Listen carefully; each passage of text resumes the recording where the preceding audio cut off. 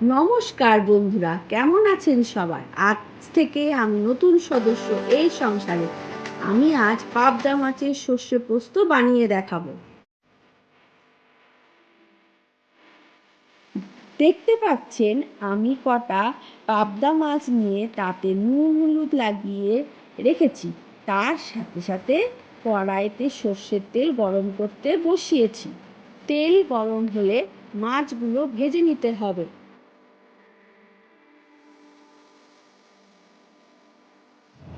একদিকে পরিমাণ মতো সর্ষে পোস্ত লঙ্কা ও টমেটো বেটে নিতে হবে।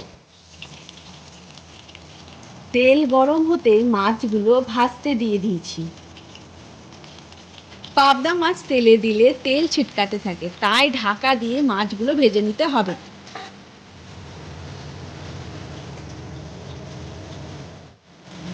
মাছ ভাজা হয়ে গেলে সেগুলো তুলে সেই তেলে কালো জিরে ফোড়ন দিয়ে দিয়েছি।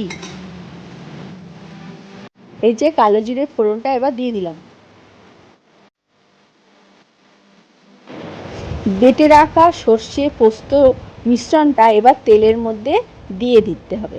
তারপর নুন হলুদ ও একটু চিনি দিয়ে ফোটাতে হবে।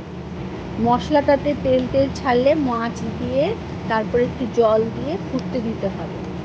জল কমে আসলে গ্যাস বন্ধ করে দেবেন। গরম গরম ভাতের সাথে পরিবেশন করুন পাবদা মাছের ঝাল।